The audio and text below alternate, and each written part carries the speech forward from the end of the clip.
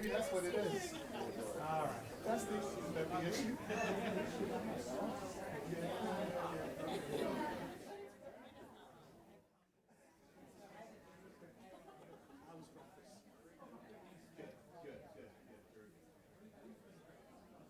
Dan, of course, is Very good, yes. I mean, you know, the ultimate host.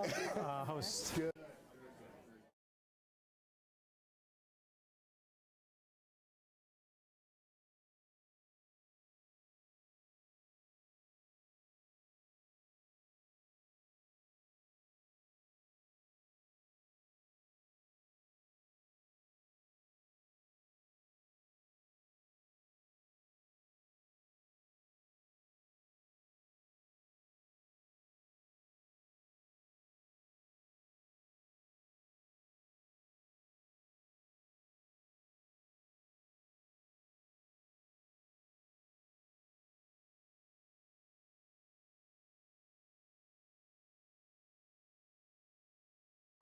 Feel free to fill these rows in. It's better up here too. And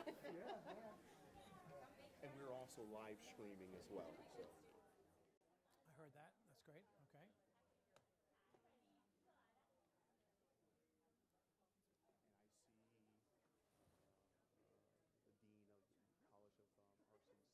Okay, good. That's fantastic. Yeah. Good. We have some of our academic affairs colleagues. Great. Good.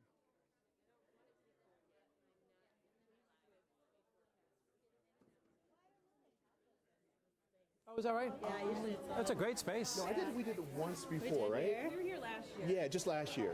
But the prior years, yeah. But the prior years was on the third floor. Yeah, yeah, Okay. yeah. So how long since hasn't been the Gish Auditorium? That sounds like that was an interesting. Oh, that was thing. interesting. Yeah, that was Some interesting. Lily and Gish stuff in the archives. Yeah. Oh, okay. It's like a whole Did collection you up there. kind of read about the oh, okay, good. It didn't make national news, It which is didn't great. for me. No, Okay, actually good, good. someone told me that. Okay, yes. But it's, you know, it's Yeah. hey, hey, you know, this all universities have to deal with their history here. you know. Absolutely, absolutely. And if you have somebody that is named and they have a past that is not consistent with the values of the institution, you got to do something. You have to do something about it. 10 years ago we wouldn't have. Now we are. No, Yeah. no, And no. if they can get rid of Silent Sam, anybody, Right, that's like, right. anything can happen. Our students are really challenging us, and they're pushing I think us. that's And I fantastic. think it's fantastic. I do too. I think it's fantastic. Yeah. And they're faculty have educating been doing you. that for a long time.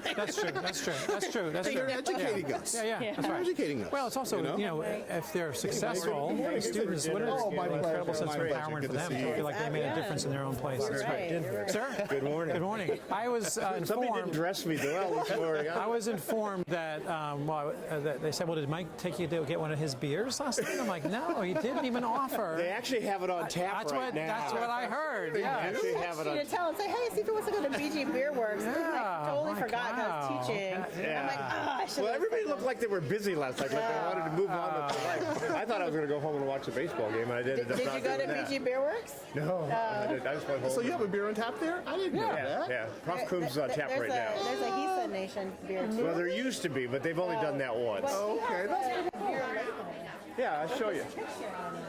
What do I do with my phone? I have a bottle of it. That's the picture. Oh my God, that is so funny. So I'm That's thinking gonna be a about sending this collector's for the Pillars of Profession Foundation picture. Can I do that, or would they? Or my guess is they probably don't have a sense of humor, but they would. They'd allow me to do that. Well, you happen to know the NASA president. Maybe they would. Yeah, I don't know. No, I won't push my luck. You met our dean? No. Dawn, she's coming. No, yeah. She's sitting down. Oh, over there. I'll go say hi to her. Okay. What's her name? Dawn Chanel. Don Chanu, okay.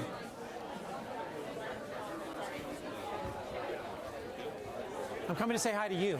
Hi there. Hi, Dawn, right? Yes. Kevin Kruger, nice to So meet nice to you. meet you, Kevin. I've heard nothing but Oh, wonderful thank you things so about much. you, Well, so. it's the same for you, actually. Yeah. Welcome to BGSU. Good to be here. Not another life, but I serve as the chair of the board for the College of Education at the University of Maryland under Jennifer Rice. I don't know if you know Jennifer or not. Yes, I've met her a couple times. And I really respect a lot of the work that you get to do in the College of Ed. It's great. It's great. Yeah, Well, and we've got good colleagues and our college student personnel. Well, I know you know this, but in our field, it's in the top 5 in the country. So make sure you mention that to anybody above me who you happen to run into today. Yeah, it's a long-standing, high-profile program. I have pointed out to my provost and president on more than one occasion that when I accepted the job here, I heard about that program more than anything. Yeah. Actually, I'm going to mention it in my intro, so you'll hear it. Nice to meet you.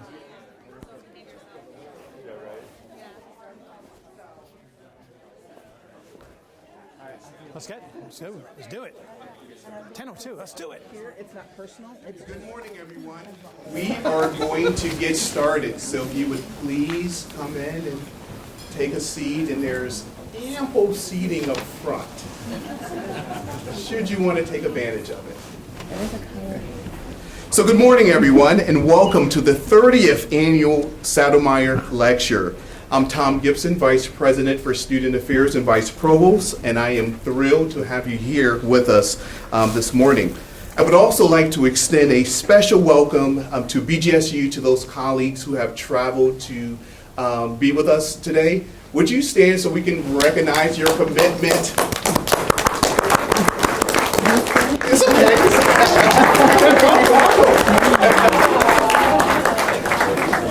And also welcome to colleagues who are live streaming this lecture with us today. I would also like to take a moment to recognize members of the Division of Student Affairs Leadership Council who's with us this morning. Don't be bashful. Would you please stand as well so we can recognize you and your commitment to student affairs at BTSU? So the Saddlemeyer Lecture is a collaborative effort between the Division of Student Affairs and the Department of Higher Education and Student Affairs. This event provides an opportunity to celebrate the legacy of Dr. Gerald Saddlemeyer and his contributions to our profession. Additionally, today is an opportunity for Student Affairs staff and faculty to reflect on the evolution of our work and the contributions that have been made in both practice and in scholarship. I now have the opportunity and pleasure to welcome my colleague, Dr. Christy Lunsford, who will introduce today's Saddlemeyer speaker. Dr. Lunsford.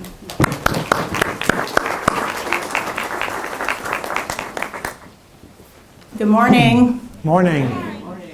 How lucky we are to take some time out from our daily routines this morning to engage with one another about the work that we do and the places in which we live and work.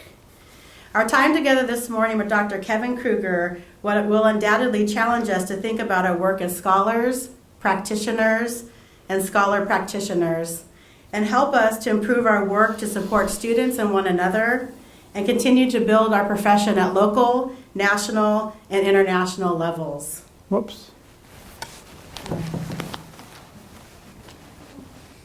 Okay, the students don't laugh. They know how bad I am at technology, so I'll just get off at that. Yesterday, Dr. Kruger had some time to spend in the National Student Affairs Archives, and he didn't seem so sure that his work would make it in there someday. I, however, am confident that not anytime soon, Kevin, but one day your work will be included in there, as his work has helped to shape and continues to help shape the student affairs profession in significant ways. Dr. Kruger draws on more than 40 years of professional experience in higher education. Since 2012, he has served as the president and CEO of NASPA, Student Affairs Administrators in Higher Education.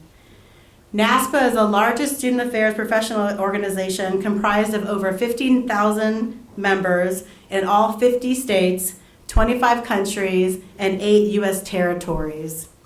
It focuses on the advancement of and health and sustainability of the profession by providing professional development opportunities, policy advocacy, and research to inform student affairs practice across the globe. Yesterday I learned that they offer about 70 conferences per year. I promise I'm almost done. Prior to his role as president, Dr. Kruger worked for 18 years as the associate executive director and served as the chief operating officer and chief financial officer for NASPA. He has held a range of student affairs positions at Southern Methodist University and the University of Maryland, College Park. As NASPA president, he represents student affairs at a variety of forums and is a frequent contributor to higher education news stories on the college student experience. Dr. Kruger has published and presents nationally on trends in higher education, student success, degree completion strategies for first-generation and low-income students, and change management and leadership in higher education. He is also the proud father of 2 children, one a college senior and the other a first-year college student, which I think adds a different perspective to your work, I'm sure. Dr. Kruger received a master's and PhD in counseling and personnel services from the University of Maryland at College Park. Please join me in welcoming the 2019 Saddlemeyer Lecturer, Dr. Kevin Kruger. Thank you. It is a true pleasure to be here. First of all, I have to just say I'm really honored to be in the list of speakers who have been here for the Saddlemeyer Lecture. It's pretty impressive, and so I'm honored and humbled to be before you in that regard. I started my grad work in 1978 and worked in student affairs through the 80s and 90s, and Jerry Saddlemeyer was a name that was, one of the legends. And of course, Bowling Green is widely known in the student affairs sector, so I'm looking at my grad student colleagues here, as one of the best grad programs in the country. And so it's a pleasure to be here and as part of this experience. So thank you for the invite. A couple quick things. I'm from New York, which might seem kind of irrelevant, except the fact that I talk fast, which is going to be important in the next hour because I have a ton of stuff I want to share with you. And I'm going to talk fast. If you are a grad student, you might be tempted to take notes. This whole presentation we'll make available to you afterwards, so you don't have to worry about the references. There's some good stuff in here for grad papers and presentations. So let me get started with one fact that some of you know, that this last year, NASPA celebrated its 100th anniversary. So it was a big deal for us. We spent a lot of time actually at the Bowling Green archives, where the Student Affairs collection is, drawing on a lot of different things, and discovered some things I want to share with you that kind of tee up what I want to say. So the first thing is, where did Student Affairs start? Some of you may know this if you're a historian, but this woman, Marion Talbot, was the first dean of women at the University of Chicago. Now, kind of stern-looking woman, not somebody you want to kind of get cross with very much. She was, so what happened was, at that point in time in college and universities, women had just become admitted to universities except for the women's colleges, and college presidents really didn't know what to do with all these women who were there. And so they created this position of the Dean of Women, and they started getting created at multiple institutions. And Marion Talbot was the first one in 1903 to gather this group of deans of women, which became essentially the birthplace of student affairs. So as we talk about student affairs, we have to look back to what at that time they called the lady principal or preceptress, whose responsibilities have broadened since then, because back then it was about modest clothing and moral behavior and those kinds of things, and so we certainly have gone on since then. So that was the beginning. It took the guys a little longer, 16 more years before the Dean of Men actually got created. College presidents were playing that role up to that point, and this is the first guy, Thomas Arkell. Don't you think you want to put a pipe in his mouth? He doesn't look like a pipe kind of guy. He probably did smoke a pipe. And so he, in 1919, gathered 5 other deans of men. Actually, one was a faculty member at the University of Wisconsin-Madison. And that Conference of Deans and Advisors of Men is what now is NASPA. So that's our history. In NASPA's offices, we have this. So we don't have an archive, but we have a library in our office. And one of the resources that we have, which we kind of called upon when we did this 100th anniversary, was we have the original program books from the first 25 conferences that this organization did. And back then there was no tape recorders and there was obviously no digital recordings. So they literally wrote down everything that was said and what took place at these meetings. So these binders are actually transcripts of the meetings. So one day I sat in that library, I took the first 10 years and I started looking at, what were they talking about back in 1919 and 1922, and I was just interested in the topics.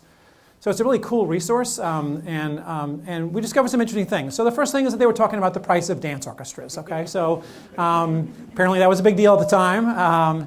They were talking about automobiles because cars had just come on, in American society, and so they had what are we going to do with all these cars? Tom, you might be interested to know that one of the other things is that when students paid their bills, they gave you the check. as the Dean of Students, or Dean of Men. And if the check bounced, you had to go after them and get the money back. So that's a role that we don't see student affairs playing much anymore. Not quite. And of course, controlling the moral life of students, which at that point was pretty restrictive. But if you dug a little further, we found some things that were really kind of interesting. And I'm going to share with you the agendas for the meeting for the first 10 years of student affairs. And you're going to see some things here that look a little common. We were talking about student government. We were talking about fraternities and hazing. In fact, as we think about Greek life on campus and our challenges, the instances of horrific hazing were actually some more horrible back then than they were now. Just terrible ways in which the fraternities were treating other folks. Student health, student organizations getting involved, extracurricular activities, the freshman year experience, housing, liquor problems. Oh, we don't call it liquor problems anymore, but obviously alcohol and substance abuse. The student who works to support expenses, which is such a big theme right now in higher education about how students are having to work, and an affordability quotient, an issue back there, student discipline, and then lastly, cases of disturbed mental health. Again, we don't use that terminology, but clearly the mental health issues were talked about that. So, if you look at this list from 100 years ago, you can have a couple reactions. One is could be, wow, we're really bad at what we do, because we made no progress on these issues. 100 years later, we're still slogging away doing exactly the same things. And in fact, if I looked at Tom's agenda and his president's cabinet, it probably looks a lot like this. If I look at your strategic plan, so on the other hand, the more positive view, of course, is there is something persistent and sticky about the coming of age generation, particularly for traditional age college students, and the issues that they focus on. So today, when I think about student affairs, I use this slide here, what I call the big six, which are the things that get Tom fired. Yes. As we were talking about last night, a colleague of ours, Larry Roper, who was the vice president of student affairs, actually was one of the Salomar speakers, before he retired as vice president, said one of my famous lines about student affairs, that every day the vice president of student affairs is afforded a career-ending opportunity. And it's usually about these things here, right? It tends to be about this list here, which are the things that families care about, and the media cares about, and trustees care about, and they tend to be these high-profile kind of crisis issues. And while those are important, and we could spend the whole time talking about those, I'm actually going to talk about another set of issues that rubs up against this, but I think is a little different. And that is 7 trends that I want to comment on that I think are going to define our future of higher ed and also student affairs and the work that we do with our students. So that's where we're going in the next little bit of time. So the first thing is, I want to just, I think we're seeing an emergence of an understanding more clearly now that higher education is a powerful driver in social mobility for our society. It's that way across the globe. Most countries know that an educated workforce is a way of improving their economy. It's how you bring people out of poverty. And that increasingly is a focus for higher ed as well. Even so much so now that the U.S. News and World Report includes social mobility as a factor in rating institutions. I'll show you 2 quick videos that kind of frame this up for us, that talk about the importance of this issue. A perfectly mobile society, an opportunity utopia, being born down here in the bottom quintile would have no effect on where you ended up. You'd be equally likely to make it to the top as to stay at the bottom. But now I want to show you what it's really like. Right now, for the people born at the bottom, more than 1 in 3 of them will remain stuck at the bottom, and just 1 in 10 are going to make it all the way up to the top.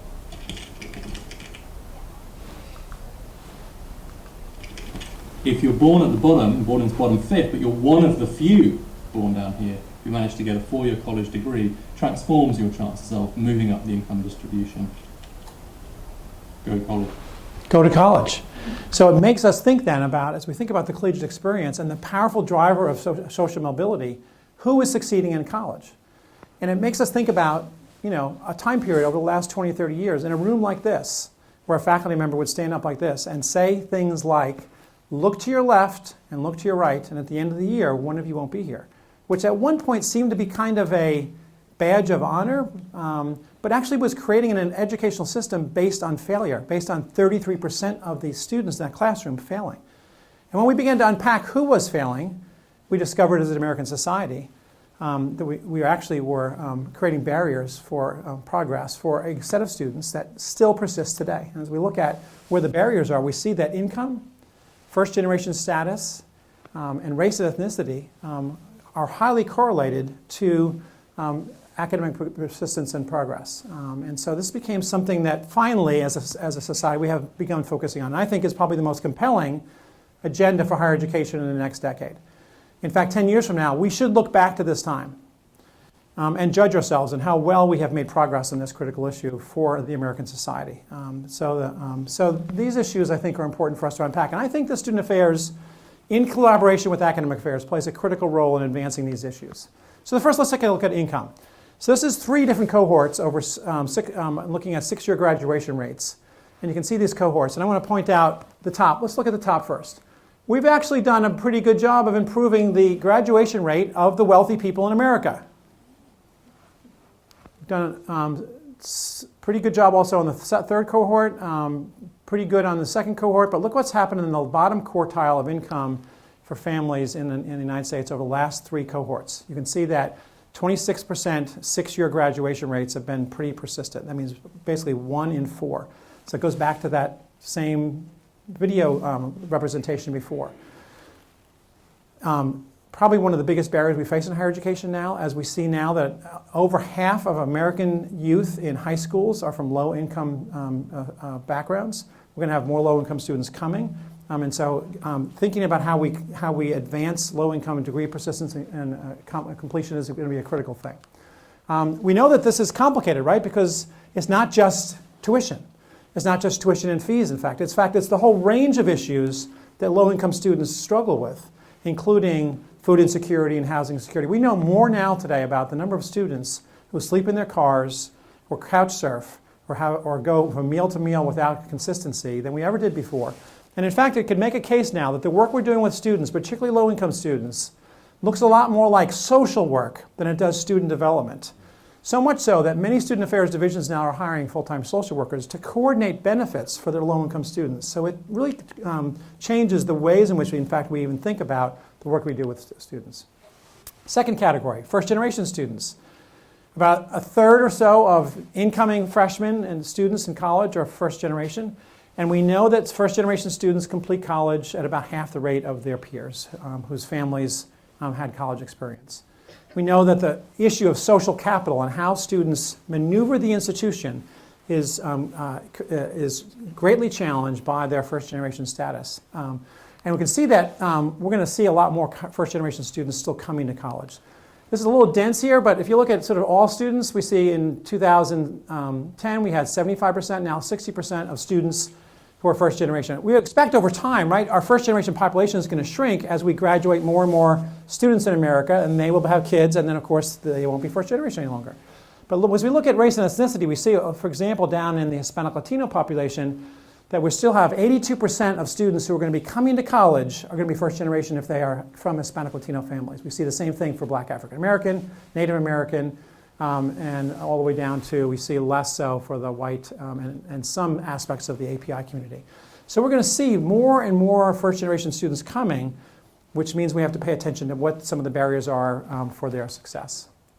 So, and this is a really dense chart, but this is the most recent data from American Council on Education that really identifies also the attainment gaps related to race and ethnicity. Okay, and I'm just going to point out, here's the critical point here. Less than high school is orange, high school graduates blue, and then you have all these other degrees up here. So if you look at, for example, the Hispanic, you see the largest section here of less than high school and high school and high school. Whereas we look at, for example, whites, we see that section is much lower. The gap between all these folks who are white, non-Hispanic, who have a college degree or some college, and for example, those in the Hispanic community, that's what we call an attainment gap. This is the gap between those who are succeeding in college and those in access to college and those who don't. And so again, one of the more critical things we have as a nation to deal with is this equity issue around who gets into higher education and who succeeds in higher education. And let's acknowledge also the intersection between income, first-generation status, race, and ethnicity across all those that affect students' experience. So here's another kind of data point from the same report that just looks at black students. And we see at public 2 years and in public 4 years, all students, about 14% of students leave without a credential, but for black students it's 23%. These kinds of data points are really important as we dig into our individual campus experiences and think about how can we change the experience of our historically marginalized students who are in our campuses. So the good news is, over the last 5 or 6 years, due largely, I think, to the innovations that have been funded by some of the educational philanthropies, the Bill and Melinda Gates Foundation, Lumina, Kresge, Ford, you go on. Not very much actually coming out of the Department of Ed from a federal standpoint. There's been a lot of innovation that's been funded, a lot more data we have about this, and so we've learned some things institutionally that we can do. So one is, particularly for low-income first-generation students and students of color, the power of coaching and mentoring is huge.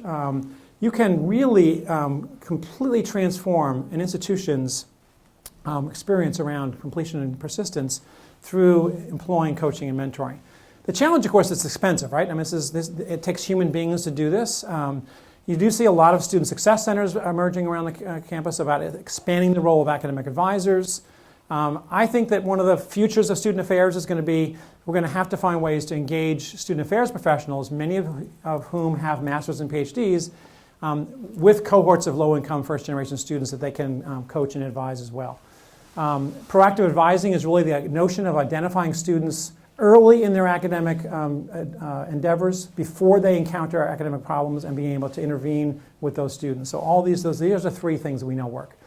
Academic mapping. So maybe think about when you went to college, and if you had this experience, but you probably heard from some kind of admissions person who said something like this: hey, the course catalog, there are thousands of courses here, and you can get to pick all these different things, and you can experiment and try different things, and it's really the Baskin-Robbins experience of higher education. It's so cool. Well, for first-generation students in particular, and low-income students, what that often translates to is taking courses that don't actually add up to a degree. And so the biggest impediment to a low-income student's progress is taking courses and not making degree progress, because they're making a tremendous sacrifice to be here, accumulating debt, and if they're stuck in developmental courses or taking a range of things that doesn't add up to a degree, it means that we won't finish in 4 years, and it's a hugely disadvantaged experience for them. So a lot of campuses are experimenting with this notion of meta mapping, creating meta majors, and getting students to commit to that major in their freshman year. That feels uncomfortable for us because it feels like we're taking away choice. But I use the restaurant example. When you go to a restaurant, we went to a restaurant last night, Sam B's? They had a menu. I couldn't get Peking duck there. They curated a dining experience for us with a certain set of choices. So we're used to this idea. In other settings, we might want to think about it how we do it in higher education as well. We don't want to take away choice, but we may want to narrow those choices down. 15 to finish is clear. The cost of a student graduating in more than 4 years, not just an extra tuition, but an opportunity cost for salary, is in the hundreds of thousands of dollars. And so getting students to commit and to getting them in those 4 years is critical. Engagement. This is something we've been, if George Koo was sitting here, we'd be like, yeah, I've been talking about this for 40 years. Engagement is critical. Getting students connected to the campus, particularly low-income students, students of color, if they feel they have a connection, it makes a huge difference. Mandatory first-year programs. And family involvement. Anybody here work in orientation? So, we joke a lot about the helicopter or bulldozer or whatever metaphor you want to use, parent, which is a real thing. I, by the way, just want to make this clear. I have 2 kids in college, senior and freshman. It would be embarrassing if the president of NASPA was a bulldozer parent. So I have been very cautious about engaging with my colleagues at Maryland. But in all seriousness, for low-income students and for first-generation students, the problem isn't too much family involvement. It's not enough family involvement. They often are working 2 or 3 jobs. They can't come to your day-long orientation program. And so figuring out ways to engage families for this population is also really critical. And lastly, we've got to find ways to remove or reduce financial barriers. So look, 5 years ago, nobody was talking about food insecurity in this country. And now almost every university you go to has a food pantry or a food voucher program. We weren't talking about housing insecurity. We weren't talking about other ways in which we can support students, including emergency aid, which are opportunities for episodic, one-time expenses that students have, battery, car, whatever it might be, that might keep them out of school, completion grants, and on-campus employment. What we have learned for low-income students in particular, on-campus employment is one of the most powerful levers of success that we have available to us. I was talking to the recreation director, Steve, and he was, I think you have like 250 students working in the recreation space. For those jobs, they're both engagement opportunities as well as employment opportunities and leadership opportunities. And so these are also important kind of dimensions as we think about what we can do to help support students. So let's switch gears. Number 2, changing demographics. So this is a common topic, and if you read any of the trade publications inside higher ed or the Chronicle, you see stories that talk about what's happening with students. All right. So first thing is, this may be obvious, but we tend to focus most of what we do in student affairs often is around the traditional age, first-time, full-time student. But the fastest growing population in higher education are what we might consider to be post-traditional students or students who are not of traditional college age. In fact, as we look at the data, the majority of students actually have one or more of these characteristics, which are they're working, they're raising a child, half are financial independent, a quarter take off time before going to school. So there's an emerging population in our country of folks who are engaging in higher education that look very different than the 18-year-old freshman living in your residence hall.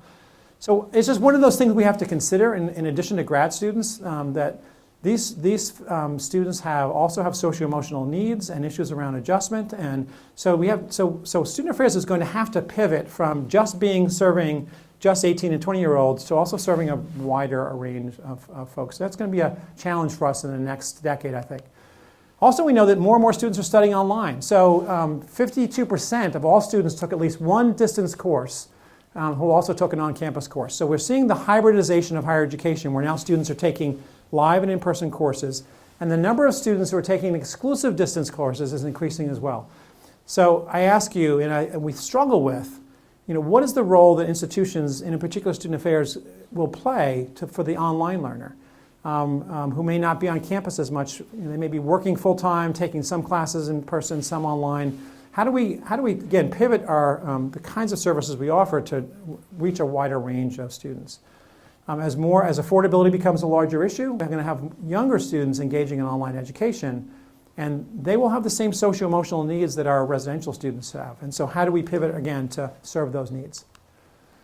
But as we look at the second, the major category, which is who's coming to college from the traditional pipeline, we know, and it's been widely covered, that we have some challenges around enrollment. And it all comes down to these kind of notions about what's happening to our universities. These are 2 headlines from the Chronicle of Our Education. The far left says, "Where did all the students go?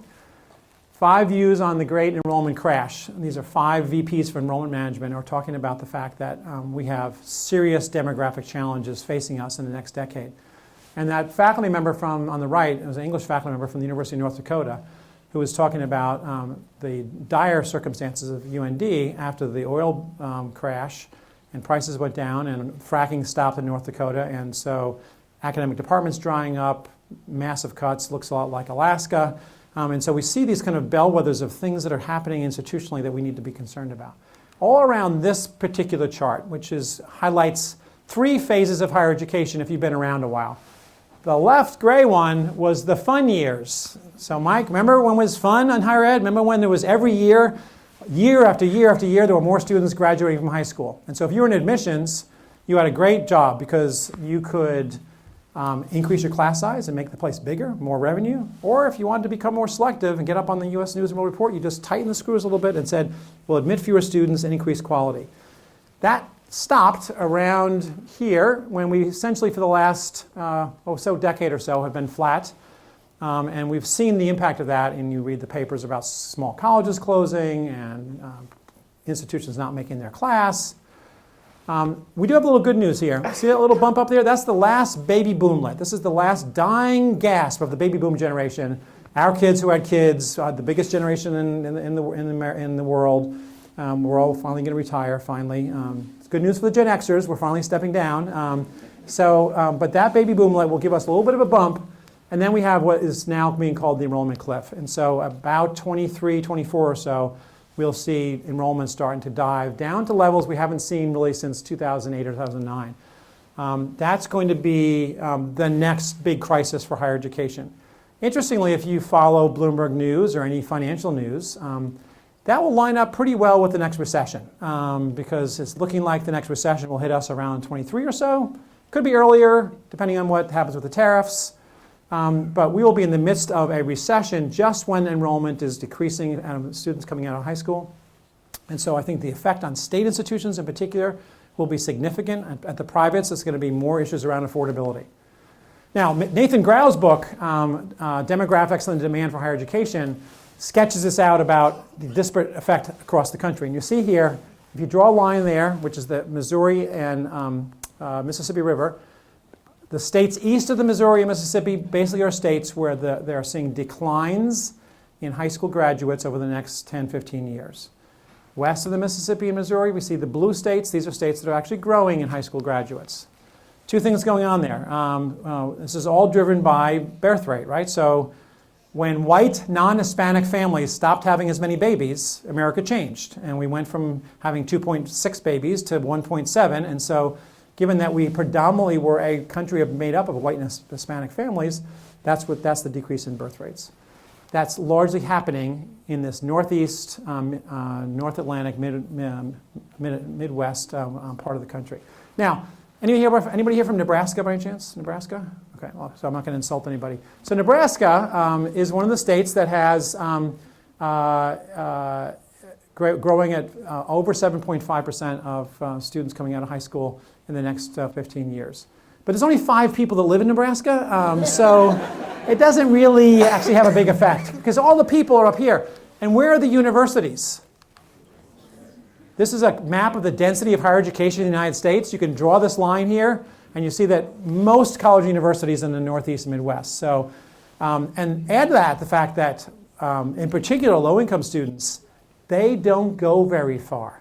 They stay very close. In fact, the median distance traveled for a state student who goes to a state institution is 8 miles.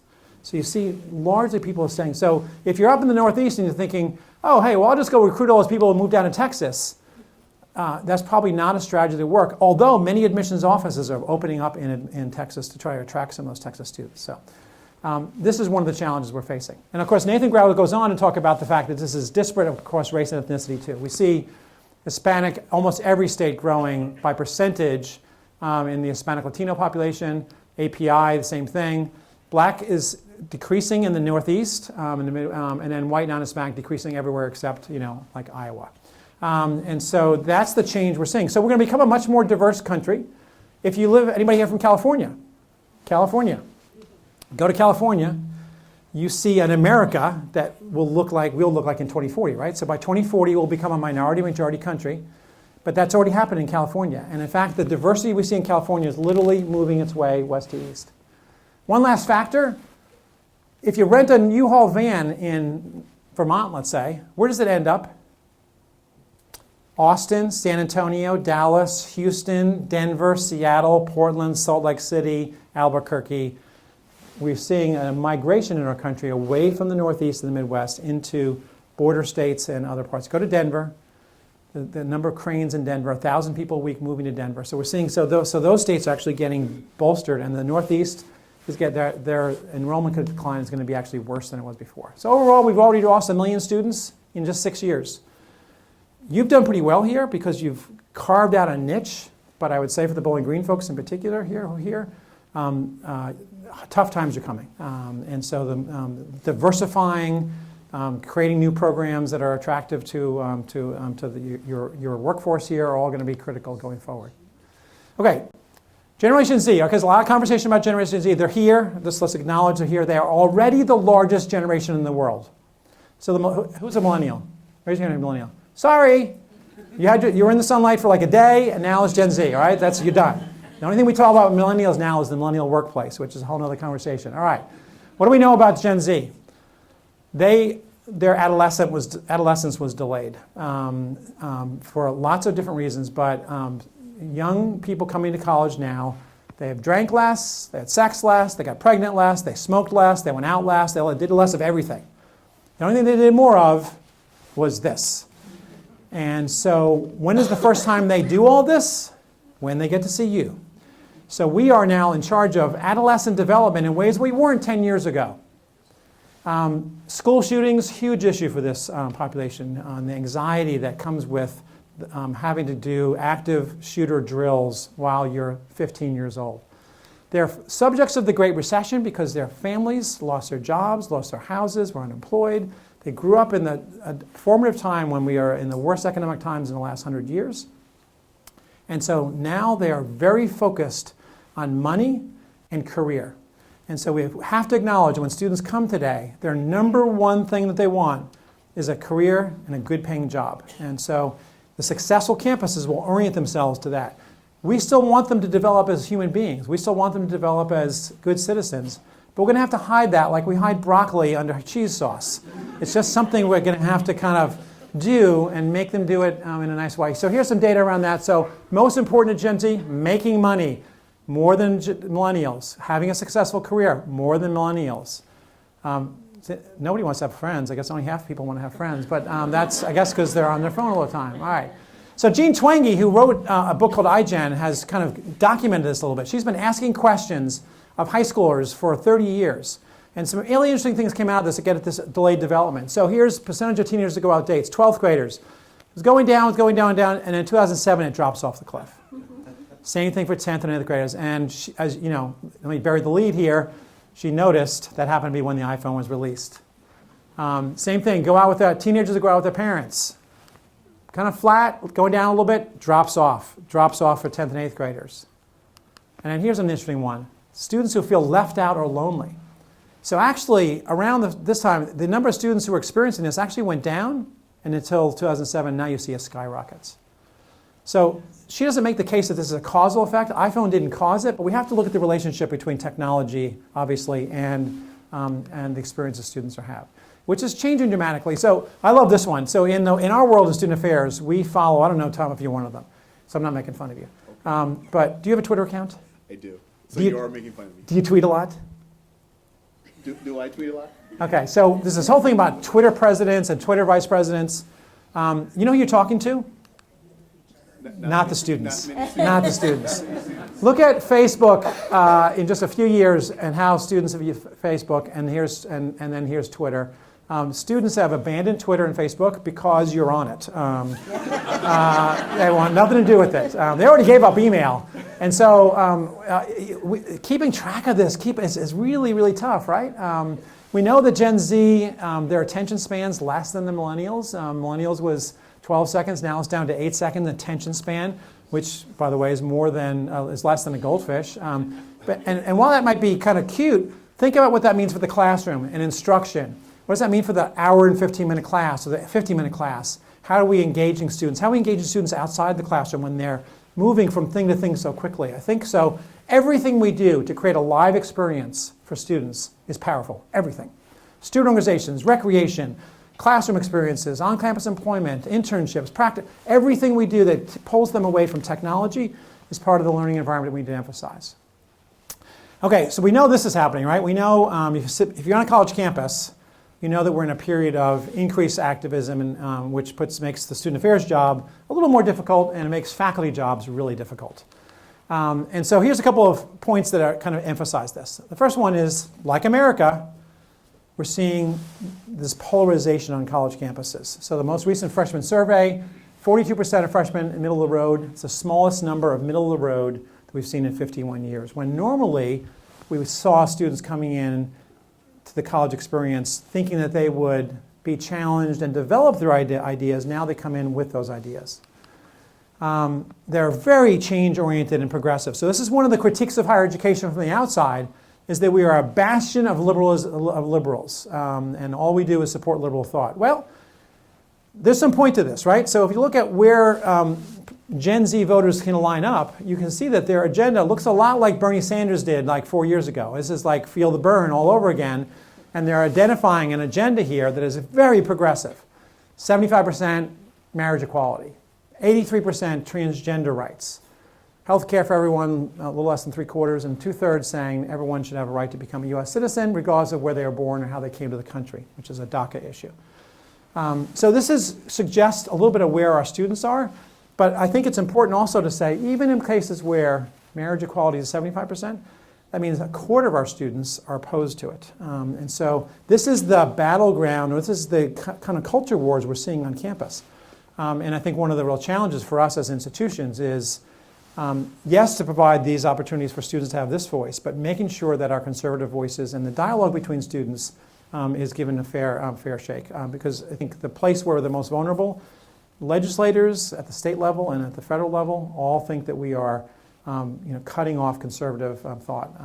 You can see the University of Wisconsin just this morning, their board has voted to provide immediate expulsion for any student who prohibits speech on campus. The third attempt. Yeah. So we're seeing they don't want universities to even have the flexibility to decide what to do. And that's an indication of where we're going in this country. All right, number 5, the mental health crisis. So if you have been paying attention to higher education, you know that we are seeing many, many more cases of serious psychological issues. Okay. So it's an interesting question then to say, have we peaked? Have we seen the most, or are we going to see more coming down the line? So we take a peek now at the data from adolescents in high school that SAMHSA collects, and you can see that the pipeline for mental health issues is actually increasing. We see that for 17-year-olds who say they have experienced one major depressive episode while they're adolescents, you can see that that percentage is sort of increasing.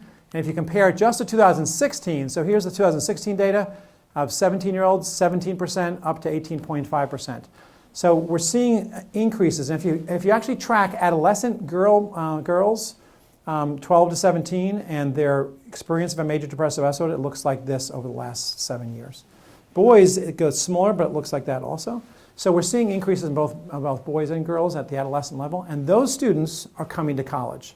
So what we know is we're going to see things like this. So this is data from the Healthy Mind Study. Depression and anxiety, 2016 red, blue is 2018. Just in 2 years, we're seeing big increases in depression and anxiety of students who are coming to campus. That's finding its way to the counseling center. But it's also creating really an environment in college campuses where we cannot hire enough college counselors. And so what we're now moving towards is this whole idea of health and wellness as the primary way we're going to address this problem. We also have challenges around about the Gen Z again. Gen Z is the generation that feels the least healthy of any previous generation. Less than half say they're reporting excellent or good mental health, and they also have the largest proclivity to seeking help. So that also tells us that we're seeing more Gen Z students struggling, and they're going to be asking and seeking help. So we expect that as services are going to be pressed more and more going forward. Right out of the news this morning, Stanford also settled a suit with a group of students about how they were creating mandatory leave policies for students with psychological disabilities. And they have a brand new policy now about how they support in a process by how they support students who are struggling psychologically. That will probably become a model for many campuses as we think about our own processes for how we do that. Okay, the changing world of work. This is Atlas the robot, who was built by Boston Dynamics.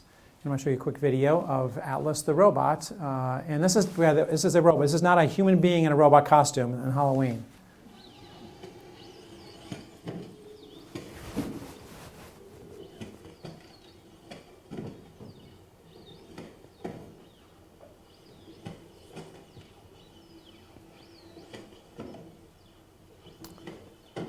Now wait for the big finish.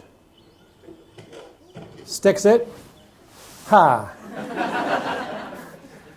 So, we know that as a country we're evolving significantly, and the increase in artificial intelligence and robotics is changing a lot of industries.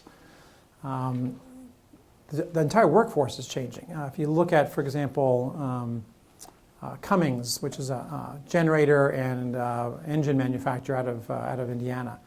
10 years ago, that job was a blue-collar job. If you worked on the Cummins floor, you were a blue-collar worker, tool and die, looked a lot like a factory.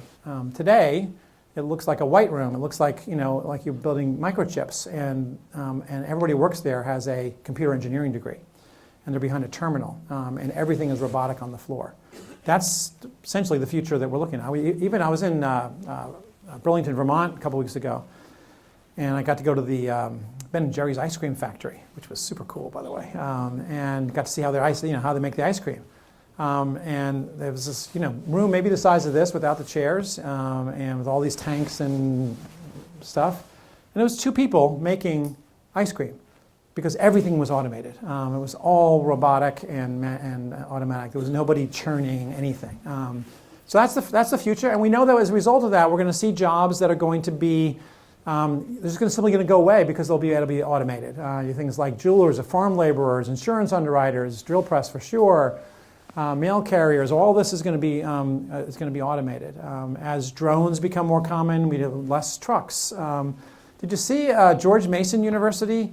The students who live in the residence hall can order a snack at night and it gets delivered by a robot. Have you seen that little picture? Oh, super cool. Yeah, Airmark's experimenting with them. And so like, they get the food, and then they drop off a pizza to you in the residence hall. But these are the kinds of things that are going to be affecting us. So much so that we know that it's not about losing jobs, it's just the fact that many of the tasks are going to be related to automation, which means that a college degree is going to be even more important than it was even 5 years ago. We know that most kids today, and you've heard this stat before, we're going to work in a job that hasn't even been named yet. We know that people will change jobs more likely, and as the society is aging, who is going to retool and reskill an aging population? So higher education is going to play a critical role in that, which leads us to this last point, that one of the most significant things, not just because this generation is oriented towards a career, but because and because of the affordability issues, but that's actually the demands of the workplace. And so, this is the mythology of higher education, that students come to get a college degree. This was a quote out of the Wall Street Journal, and they become really good latte makers. In fact, that's actually not what happens. And so Anthony Carnevale from Georgetown has an institute called Georgetown Education Workforce Institute, has done some really interesting analysis of what happened after the recession. Because there's a thought here that we have lots of college graduates who are underemployed in America. And so I'll comment on that in a second. But so if you look at he looked at all the jobs that were lost after 2009 and 2010. And then all the jobs have come back to the economy since then. If you look at the monthly economy, new jobs, we've added millions of new jobs in America. About 85% of those new jobs require a college degree. Very few jobs that we lost and got back are jobs that just require a high school degree. And so the college degree is the new floor. Look at Enterprise Rental Car, one of the largest employers of college graduates in the country. 10 years ago, when you rented a car from Enterprise, you were talking to a high school graduate. And today, now you're talking to a college graduate. Now, you can argue that's underemployment, but the market has changed, and employers now have changed their expectations of what we look for. Now, employers are not so happy with the job we're doing. About 11% think we're doing a good job graduating graduates that can work in today's economy. If the provost for Bowling Green is here, this is not to insult you, but I do want to point out that provosts are slightly more optimistic about this. About 96% of provosts think they're doing a good job. I actually am closer to this than the workforce myself. What is it? It's somewhere in between. We probably have to think about how we help students acquire the skills that we know employers want beyond just some of the and one way we can do that, we know, is through practical experience. So more and more, the internship and practical experience is really the coin of the realm. So employers, when asked the importance of attributes, students who have internships is the highest rated thing, second only to employment during college. GPA is way down here. It's good for my son because he didn't do very well. Major, of course, is important. College reputation, way down here. What they really care about is this up here. And so this is already part of the fabric of what we're doing. We need to do more of it. And we also, along the way, let's just take an equity pause here and ensure that the internships we make available and the practicum and the experiential activities are accessible for low-income students. Because an unpaid internship is probably not possible for a low-income student. So we also want to think about the equity issue as we think about experiences like this. So really it's about 21st century skills. This is a global study which then talked about, what is it that employers want? What do they value? No surprise here. It's the soft skills. It's being able to work in teams. It's creativity. Go out to Silicon Valley and see how people work out there. Nobody has an office anymore. They all work in teams. They're all in collaborative environments, and so that ability is important. Communication skills, huge. Leadership, flexibility. Or as Joseph Ayoun said, who's the president of Northeastern University, he wrote a book called Robot Proof, which essentially was about how do we help students be successful in this AI robot economy. He talks about two critical dynamics as part of the curriculum, which he calls humanics. The first one is technical literacy. Every single student needs to be technologically literate. It doesn't matter what field, whether you're an English major, obviously if you're a STEM major is a little different, but everyone needs to have that basic technical literacy because all jobs are going to require that. And then they need this thing, what he calls human literacy, which is those same set of soft skills. I like the cultural agility notion because the ability to work across multiple cultures and identities in a workplace is going to be more important as our workplaces become more complex. The ability to work in diverse teams. And so this has been, and when I look at these lists of soft skills for my student affairs colleagues, this is our curriculum. This the only way to gain these soft skills is through real life experience engaging with other human beings, whether it's an internship, a practicum, a student organization, fraternity sorority life, civic engagement, recreation, all those experiences add up to this. You cannot learn this by reading about it. So it has to be experiential. And so this gives a perfect opportunity for us as we think about the interplay between our the academic life students have and their life outside the classroom. How do we ensure some intentionality around this? So why we're seeing in many universities, I don't know if Bowling Green's doing it, but this thing we're calling the extended learning record or comprehensive learning record, which is essentially a digital record of what you did and what you learned outside of the classroom. That the transcript is kind of a flat thing. It says, I went to classes, I got these grades. What if we had something, and that comprehensive learning record is a way of having students be intentional about the experiences they have, what they've learned along the way, and be able to document that in a machine-readable format for employers. So let me just finish here with that Conference of Deans and Men from 1929. I showed you the list of topics, but there was a quote that came out of that meeting that I think helps, for me, both define our work as well as feel optimistic about what we have going forward. Let us not become mere traffic officers, halting or moving automobiles, nor gas station attendants, filling the gas tank or wiping off the windshield, or preachers or moralists. We are consulting engineers in the great science of life. And I think for me that sums up the work that we do in student affairs and higher education. And while we have an enormous amount of challenges ahead of us, I think this is going to be the most exciting next decade we have seen ever in the history of higher education as we transform some of these really critical and important issues. So thank you very much for having me here. I appreciate it.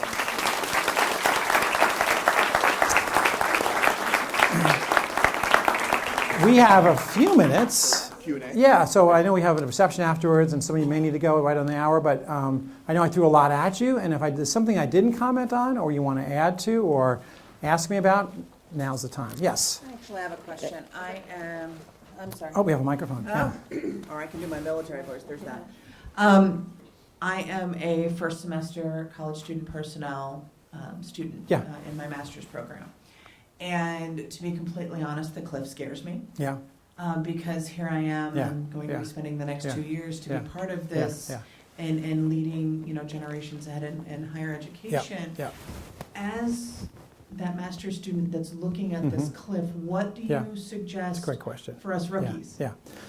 So let me just, so the enrollment cliff is scary, and I don't think that most institutions are prepared for it, so I'm going to say that. We're talking about it, but we haven't really figured that out.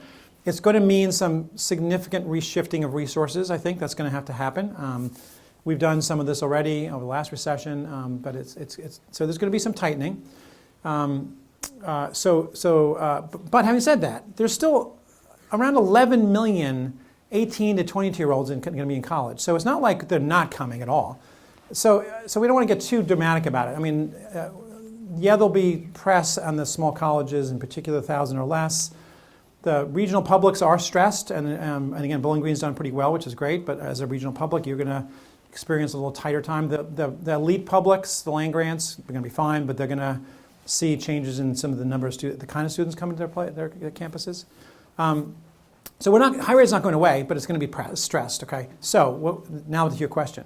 I would say the biggest advice I would give you is as much as possible become a generalist. So student affairs increasingly is a world going to become a world of generalists and not specialists, which we have been before. Housing, student activities, recreation, we have all these kind of verticals. How do you develop a set of skills across multiple areas? Use your practicum, use your experiences, use your volunteering, get on committees, or get online and get an online certificate in something, or use the opportunity to broaden your perspective. I think that will make you more marketable. Because increasingly we're going to need, so for example, looking at this mental health issue, there was a time when you didn't have to really touch the mental health stuff. It was the counseling center. Now every single person on campus, whether you're a faculty member or a student affairs professional, is engaging in the complex issues around mental health. So be comfortable with that. Understand, particularly as a white woman, is that how you identify? Yes, sir. Understand the complexities of race. Be able to talk about race. Be able to talk about social justice and privilege. Do that work to help you do that. Understand assessment. Understand data. If you can ask anybody for $1, develop that skill, because fundraising is huge. If you can do that, and not many of you can, develop that skill, because that's going to be highly marketable. So I would say those are a couple things that would jump out to me. Yes? I'm a member of the Student Affairs Leadership Council. Yeah, thank you for being a part of that. I guess an amateur question for you. There were 3 points in your presentation that I thought were particularly interesting. At the beginning, you were talking about students that are having food insecurity issues, right. development issues, and Right. things of that nature. Toward the end, you were talking about students who, and what they wanted out of their college education. Yeah.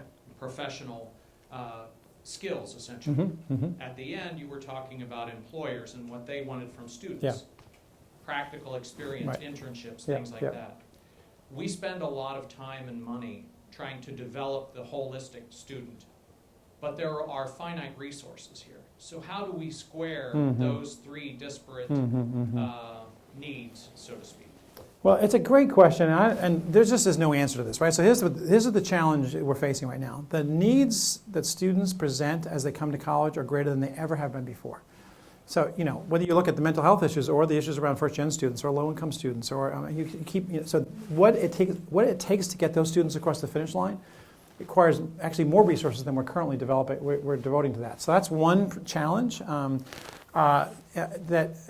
And so as you think about, well, what are we going to do when the financial crisis hits? Where are we going to cut? You're kind of left with, it's kind of hard to decide what you're going to cut, because the reputational risk issues and real liability risk issues of ignoring some of these issues is significant.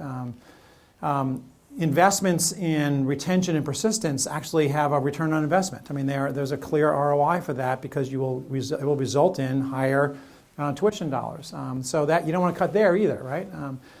Some people suggest that we may move to an era, which is kind of uncomfortable to say, where we're going to have to put more resources in the students who need us the most and less for the students who don't need us as much. I don't know what that looks like, but that's certainly, so that's one thing. But I think we're in a difficult nexus here about where do we find these resources, particularly as we need more. Here's another example. The day before Thanksgiving, likely the Office of Civil Rights out of the Department of Education will release its Title IX regulations, and all indications are that the new regulations will mandate that live cross-examination needs to occur in student conduct around sexual violence. What does that mean? That means that the accused will hire a very expensive lawyer that will then present their case and cross-examine the survivor or victim of the sexual violence, which means that person's going to have a lawyer. Who's going to provide that lawyer? The institution will provide that lawyer. Who's going to manage the conversation between 2 high-priced lawyers in a student conduct hearing? The director of student conduct, a faculty member, or a judge? We're going to see an explosion of resources required just to manage this new requirement at the Office of Civil Rights. That's an example of some of the things that we see coming down to kind of work against some of those resource questions. So it's you've asked great questions. There's no answer to it. I think we're going to have to see how higher ed evolves to address some of that. The problem with finances, we've already made so many cuts already by hiring contingent faculty and adjunct faculty. So we've seen the loss of the professoriate at many universities, or at least the erosion of the professoriate. We've combined departments. We've tried to find efficiencies as much as possible. So the next round of cuts are going to be really hard, and I don't really have an answer for where that's going to come from. Anybody else? All right. If you have an individual question, I'll be at the reception. Thank you so much for being here. I really appreciate it. Thanks for.